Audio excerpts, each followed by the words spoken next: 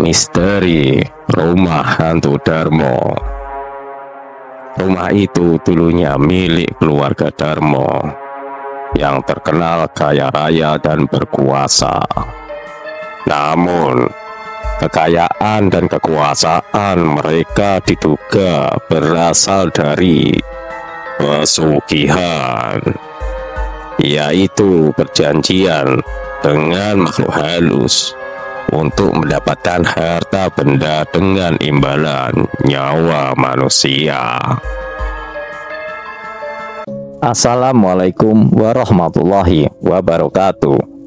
Selamat datang di channel YouTube Chong Chuli yang akan menggali kedalaman misteri yang tersembunyi di balik malam. Di sini kita akan menyelidiki kisah-kisah yang membuat bulu kuduk merinding, meretas sebuah tabir kegelapan yang menghantui. Siapkan dirimu untuk menyaksikan kehadiran makhluk-makhluk tak terlihat dan detik-detik ketegangan yang menguji batas ketakutanmu. Sebelum kita mulai ceritanya, silahkan tekan like dan subscribe channel ini, dan jangan lupa nyalakan lonceng notifikasi agar kalian tidak tertinggal dari update cerita terbaru lainnya. Apakah kamu berani melangkah lebih dalam? Saksikanlah dan biarkan ketakutanmu memandu perjalanan kita, karena di sini kebenaran tersembunyi di antara kegelapan yang tak berujung. Selamat menyelam ke dalam mimpi buruk yang sesungguhnya.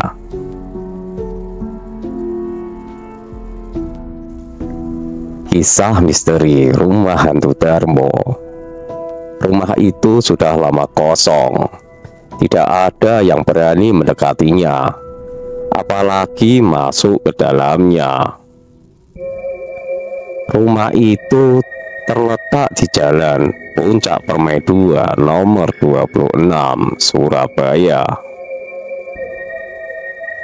Rumah itu dulunya milik keluarga Darmo yang terkenal kaya raya dan sangat berkuasa. Namun, kekayaan dan kekuasaan mereka diduga berasal dari pesugihan, yaitu perjanjian dengan makhluk halus untuk mendapatkan harta benda dengan imbalan nyawa manusia. Suatu hari, keluarga Darmo memutuskan untuk berlibur ke Bali dengan kapal pribadi mereka. Mereka mengajak seluruh anggota keluarga kecuali 2 orang, yaitu seorang bayi perempuan dan seorang pembantu. Mereka berangkat dengan riang gembira tanpa mengetahui bahwa itu adalah perjalanan terakhir mereka. Di tengah laut, kapal mereka tiba-tiba meledak dan tenggelam, menewaskan semua penumpangnya. Tidak ada yang selamat, dan tidak ada yang tahu penyebabnya. Ada yang mengatakan itu adalah kutukan dari makhluk halus yang tidak terima perjanjian mereka dilanggar. Ada yang mengatakan itu adalah balas dendam dari orang-orang yang menjadi korban pesugihan mereka. Sementara itu, di rumah, bayi perempuan dan pembantu itu masih hidup. Mereka tidak tahu apa yang terjadi dengan keluarga Darmo. Mereka hanya menunggu kepulangan mereka dengan harap-harap cemas. Namun, mereka tidak pernah kembali. Beberapa hari kemudian, berita tentang kecelakaan kapal Darmo menyebar luas. Bayi perempuan dan pembantu itu terkejut dan sedih. Mereka tidak tahu harus berbuat apa. Mereka tidak punya kerabat atau teman yang bisa membantu mereka. Mereka hanya bisa bertahan hidup di rumah itu dengan sedikit uang dan makanan yang tersisa. Namun hidup mereka tidak tenang. Rumah itu mulai berubah menjadi angker. Mereka sering mendengar suara-suara aneh, melihat bayangan-bayangan hitam, dan merasakan dingin yang menusuk tulang. Mereka yakin bahwa rumah itu dihuni oleh arwah-arwah keluarga Darmo yang gentayangan. Mereka mencoba untuk berdoa dan berlindung kepada Tuhan, tapi masih tetap dihantui.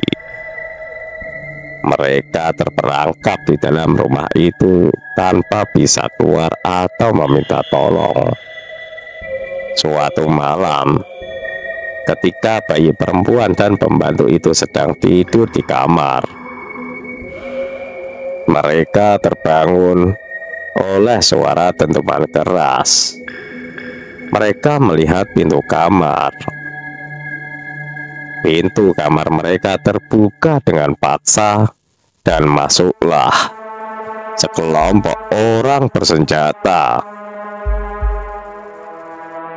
Mereka adalah perampok yang ingin merampas harta benda yang ada di rumah itu.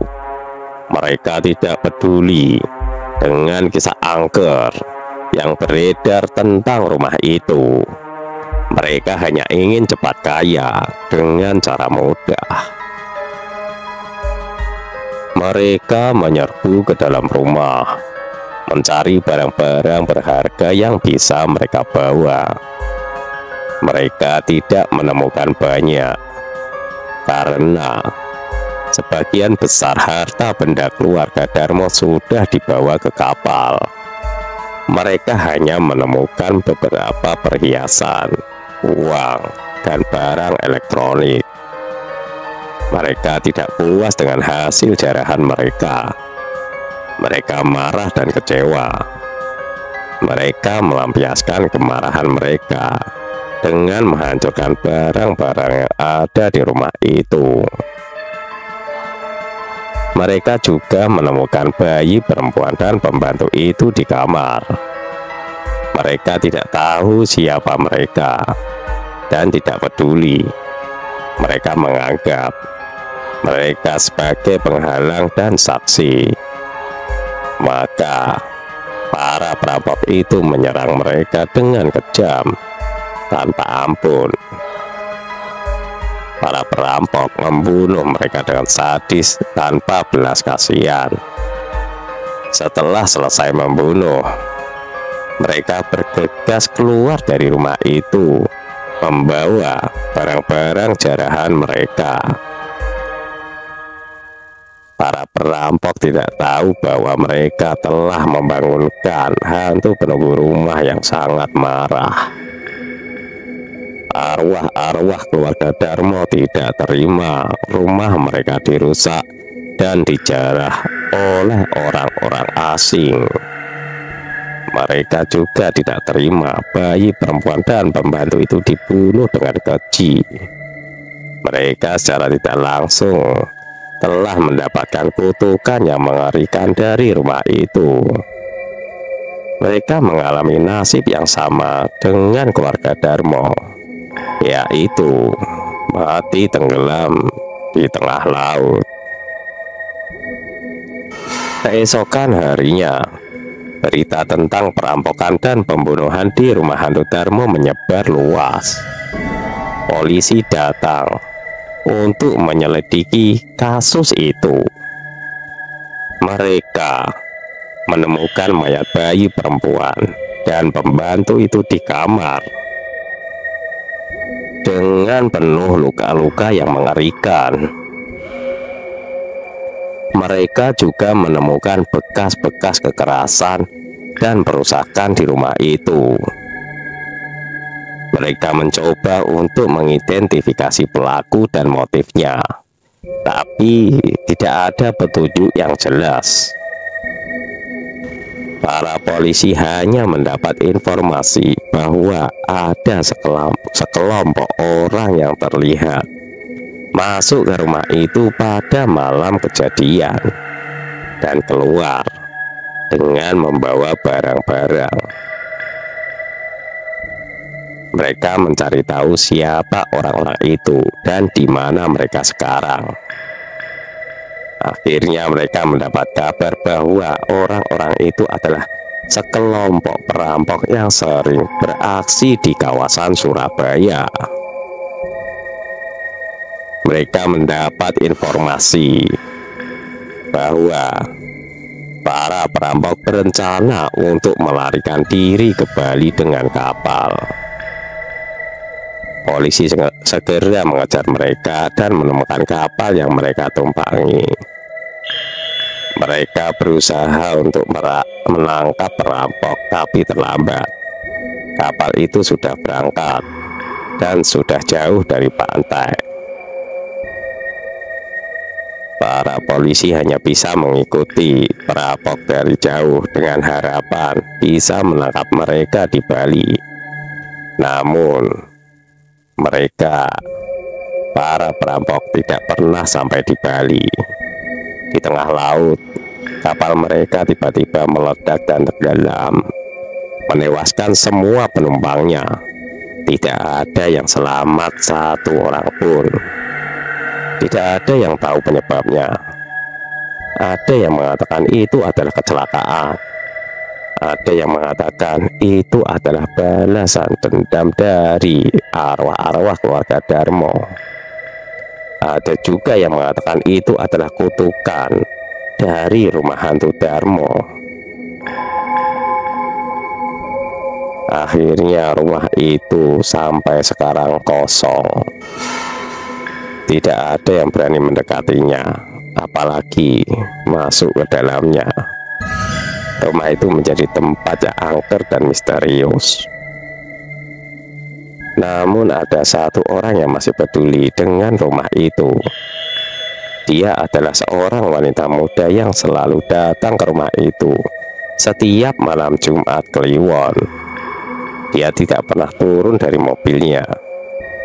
Dia hanya meminta petugas keamanan menabur bunga di kawasan rumah itu. Dia tidak pernah bicara dengan siapa-siapa. Wanita itu hanya diam menatap rumah itu dengan tatapan sedih. Wanita itu adalah sang ahli waris rumah itu. Dia adalah anak perempuan yang selamat dari kecelakaan kapal Darmo. Dia adalah satu-satunya yang masih hidup dari keluarga Darmo. Wanita adalah saksi hidup dari kisah kelam di balik mistisnya rumah hantu Darmo.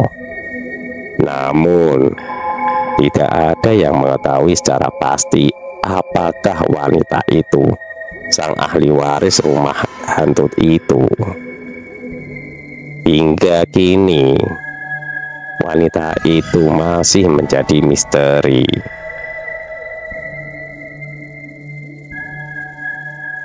Rumah tersebut sempat disewakan kepada sebuah keluarga lain, tetapi kemudian keluarga tersebut juga tewas dibantai dengan tidak wajar. Dari cerita tersebut muncul persepsi bahwa siapapun yang tinggal di rumah Darmo akan terkena kutukan. Pada 1997, rumah tersebut sempat terbakar. Tidak diketahui penyebabnya, hanya meninggalkan puing-puing yang terbakar dan semakin rusak termakan zaman.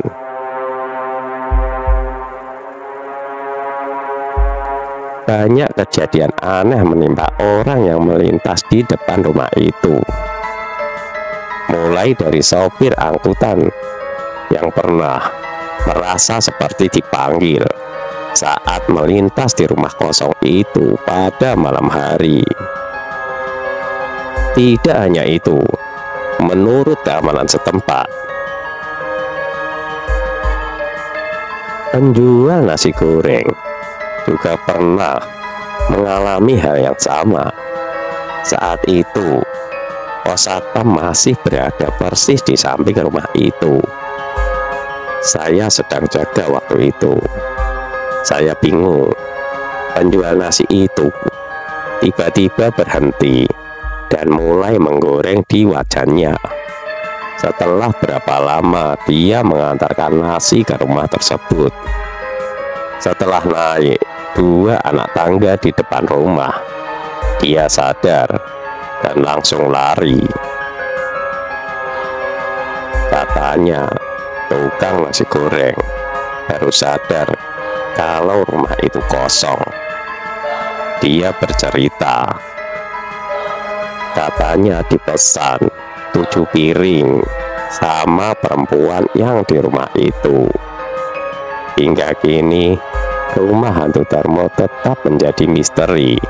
Bahkan banyak para konten kreator hingga dunia perfilman membuat cerita dari kisah ini. Bagaimana menurut pendapat kalian? Silahkan kirim di kolom komentar. Terima kasih telah bergabung dengan petualangan menegangkan di saluran YouTube kami. Namun ini hanyalah awal dari banyak petualangan yang menunggu di depan. Kami sangat bersemangat untuk menghadirkan lebih banyak cerita seru, penemuan misterius, dan momen-momen tak terlupakan yang akan membuat bulu kuduk kamu merinding. Jangan lupa untuk memberitahu kami pendapat kamu tentang video ini di kolom komentar, dan jika kamu memiliki saran atau cerita menarik, bisa menghubungi kami melalui email.